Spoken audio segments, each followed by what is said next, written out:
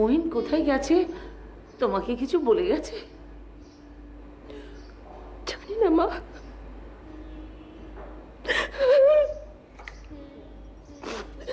বৌমা, মা দেখবেন ঠিক ফিরে আসবেন, দেখবেন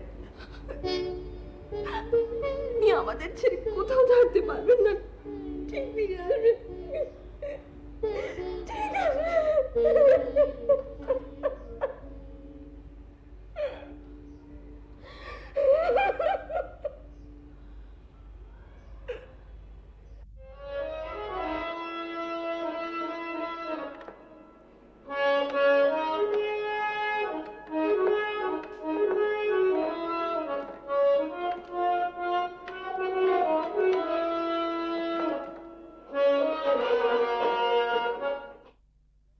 কি ব্যাপার বিহারি, তোমাকে আমার বিমর্ষ লাগছে কেন? কলেজে যাওয়া ছেড়ে দিয়েছো, আমাদেরও তোমার বাড়ির আড্ডায় তুমি ডাকো না। তা যা বলেছো গিরিজি, হ্যাঁ আমি তো প্রায় জোর করেই আজকের এই আড্ডার আয়োজন করেছি। বিহারি তো মোটে রাজি হচ্ছিল না। প্রাণের বন্ধু মহেন্দ্রের সঙ্গে বুঝি মনোমালিন্য হয়েছে, তাই আমাদের মতো বন্ধুদের বিহারির আর ভালো লাগছে না। আরে না না, সেসব কিছু নয়। তোমরা যা ভাবছো সেগুলো ভুল ভাবছো। আসলে বালিতে আমি একটা বাগান বাড়ি কিনেছি, ভেবেছি ওখানে ওই অবসরপ্রাপ্ত কেরানি তাদের একটা চিকিৎসা কেন্দ্র আর ওই বৃদ্ধাশ্রম করব। সেই জন্য একটু ব্যস্ত ছিলাম। ওই চীনে মিস্ত্রি দিয়ে কিছু ছোট ছোট কুটির বানাবো, তাই আর কি এসব জোগাড় যন্ত্রে মাল মশলা, চীনে মিস্ত্রি, এইসবই সময় কেটে যাচ্ছিল। তোমরা যা ভাবছো সেগুলো ভুল ভাবছো।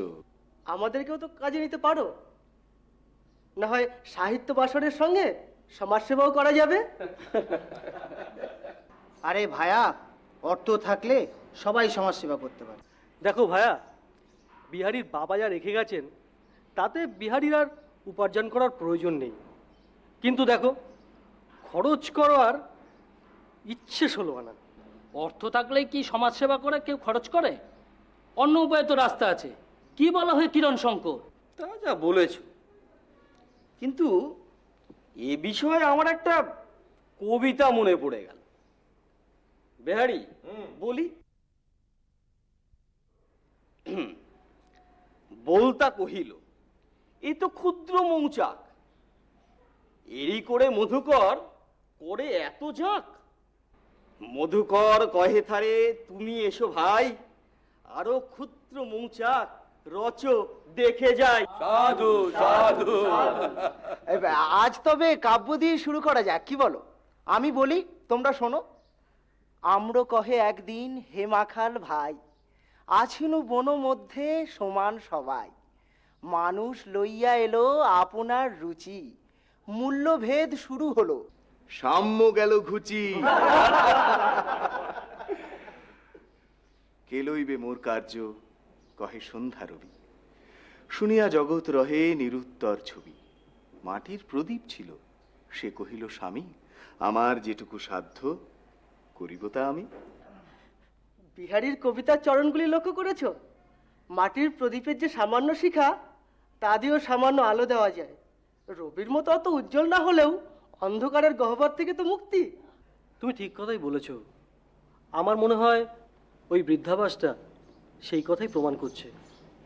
প্রদীপের শিখার মতো হলেও একটু আলো তো ওই অসহায় বৃদ্ধদের বিহারী দেখানোর চেষ্টা করছে।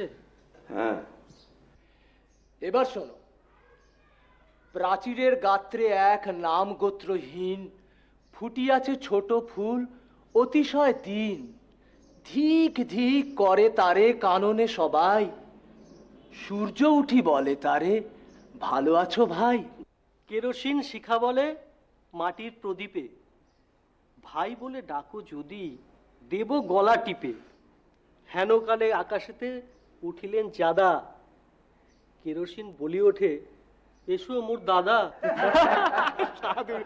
এই বিহারি, এবার আমি না ওই ঝুলি আর থলির কুটুম্বিতার কবিতা নিয়ে একটা কবিতা শোনাই। বলো। কহিলেন ভিক্ষার ঝুলি টাকার থলি রে, আমার কুটুম্ব দোহে গেলি কিরে ভুলে। হ্যাঁ, থলি কহিলেন কুটুম্বি তো তুমিও ভুলিতে, আমার যা আছে গেলে তোমার ঝুলিতে। বাবা এই দাঁড়াও দাঁড়াও দাঁড়াও দাঁড়াও, কি ব্যাপার বলো তো বিহারি? হ্যাঁ, এই আগের বার তো দেখছি তোমরা সব কচু ঘেচু কি সব বলেছিলে, এবার তো দেখছি দিব্য সব কবি হয়ে উঠেছো। হ্যাঁ বিরাজ, তুমি দেখছি কোনো কিছুই খবর রাখো না। হ্যাঁ, তুমি কি ভেবেছো কি এই কবিতাগুলো কি এতক্ষণ আমরা সবাই বানিয়ে বানিয়ে বলছিলাম নাকি? এ সমস্ত রবিবাবুর কাছ থেকে ধার নেওয়া। হ্যাঁ তাই বলো? আমি ভাবছি হঠাৎ কি হলো এদের, সবাই কবি হয়ে গেল দেখছি। রবিবাবুর থেকে ধার করে নিয়েছো সবাই। দেখো বিহারি, যাই বলো বাবা, এর আগের বারের আসরের মতো এবারের আসরেও কিন্তু তুমি কোনো কন্যে টন্যে কাউকে রাখোনি। এরকম নিরস আসর বাবা আমার একদম ভালো লাগে। হ্যাঁ, আমি একটু চলি, বুঝলে, আমার দর্জি পাড়ায় একটা কাজ আছে। উঠি তাহলে আমি। হ্যাঁ, উঠলাম।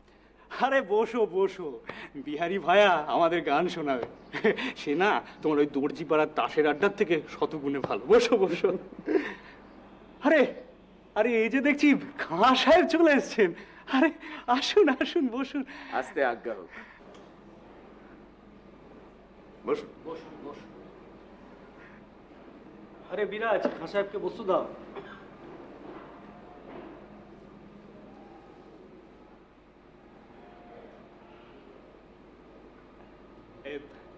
তাহলে বিহারি ভাইয়া আর দেরি কেন, নাও শুরু করো। শুরু করো।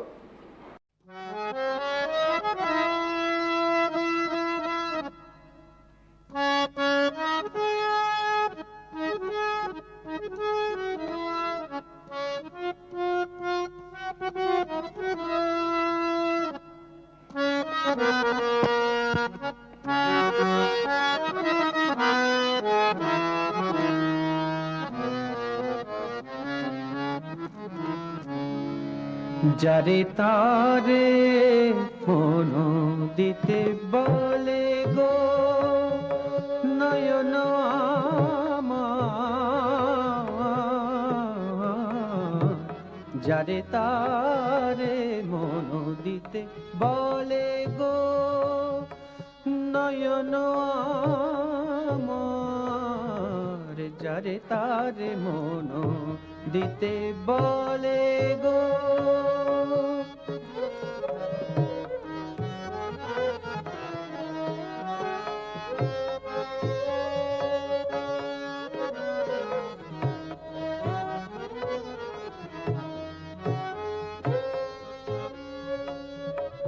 নিবারণ করি যদি, নিবারণ করি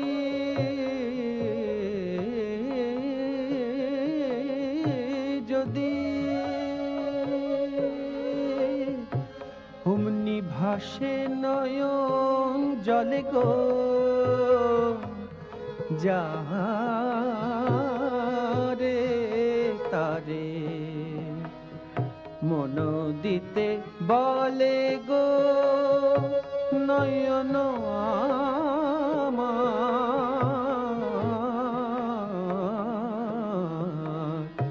যারে তারে মন দিতে বলে গো।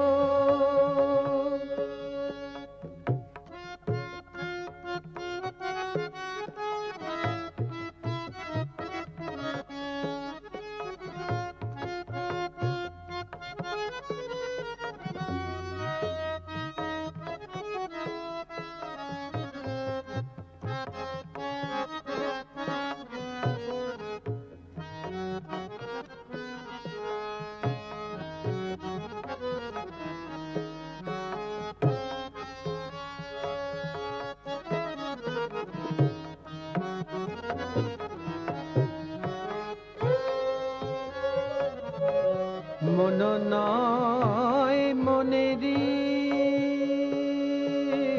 মতো, মন নয় মনেরই মতো, সদা নয়নেরই অনুগত,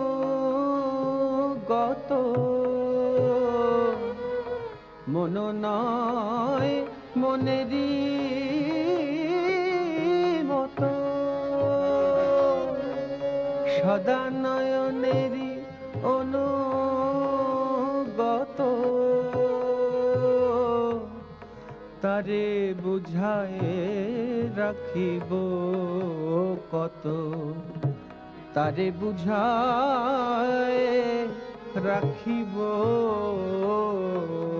কত সে যে নয়া পথে চলে গো যারে তারে মন দিতে বলে গো নয়ন আমার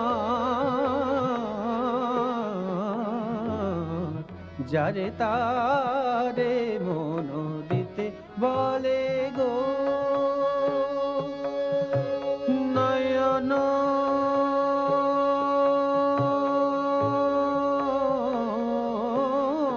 আমার নয়ন আমার নয়ন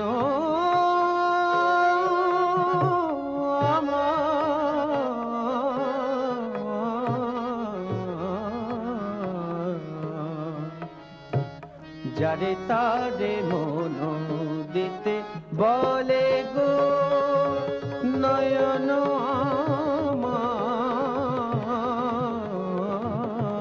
আমার যারে তারে মন দিতে বলে গো নয়ন আমার যারে তারে মন দিতে বলে গো নয়ন আমার যারে তারে যারে তারে যারে তারে মন দিতে বলে গো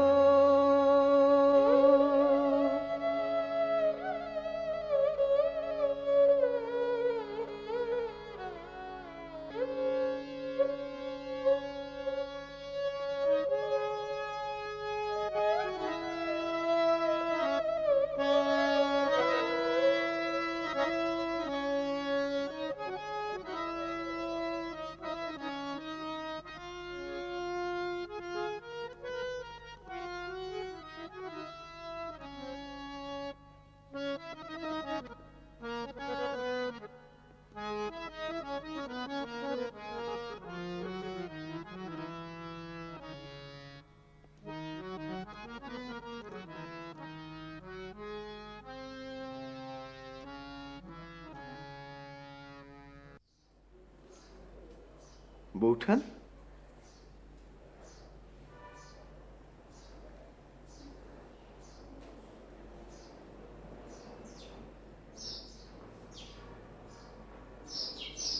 তুমি হঠাৎ এখানে?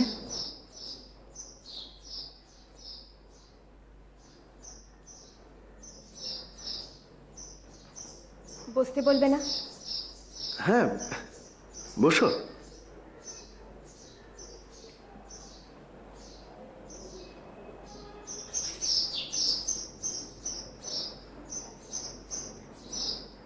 তোমার এখানে কোনো স্ত্রীলোক নেই? হ্যাঁ আছেন আমার পিসিমা, কিন্তু উনি এখন এখানে নেই, দেশের বাড়িতে গেছেন। তবে আমাকেও তোমার দেশের বাড়িতে নিয়ে চলো ঠাকুরপো। কি বলছো বৌঠান? তোমার হঠাৎ এরকম পরিবর্তন, আর আমার দেশের বাড়িতে তোমাকে নিয়ে যাব কোন পরিচয়ে? তোমার দাসী বলে নিয়ে যাবে? বৌঠান আমি ওখানে তোমার ঘরের সব কাজ করে দেবো ঠাকুরপো। তুমি তুমি শুধু আমাকে এখান থেকে নিয়ে চলো, আমাকে তুমি আশ্রয় দাও ঠাকুরপো।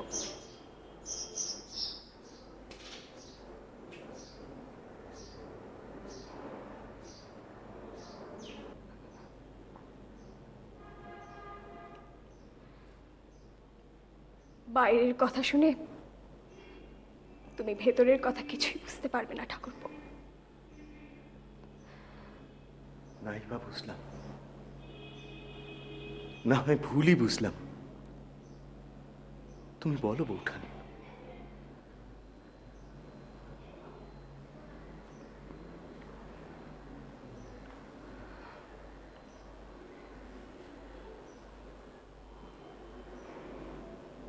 মহেন্দ্র আমাকে ভালোবাসে। আমি জানি বৌঠান, আমি জানি। আর এই কথাটা এমন নয় যে বারবার শুনতে ইচ্ছে করে। বারবার শোনার ইচ্ছে আমারও নেই ঠাকুরপো। আমাকে তুমি শুধু আশ্রয় দাও ঠাকুরপো। পালাতে চাইছো বৌঠান?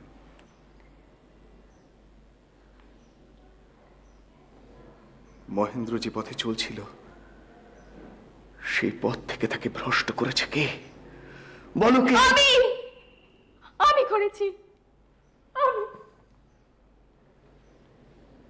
আমি আমি করেছি। আমি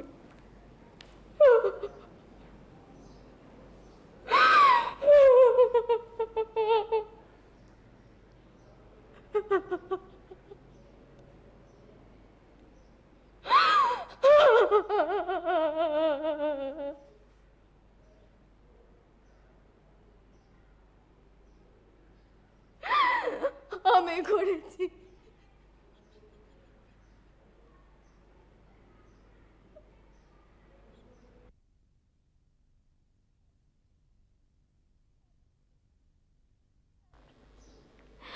একবার, অন্তত একবার আমাকে বুঝবার চেষ্টা করো।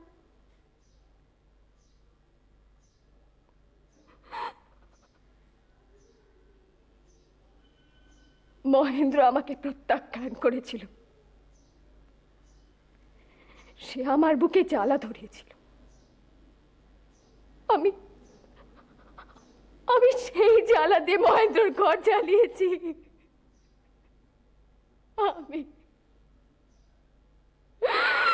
আমি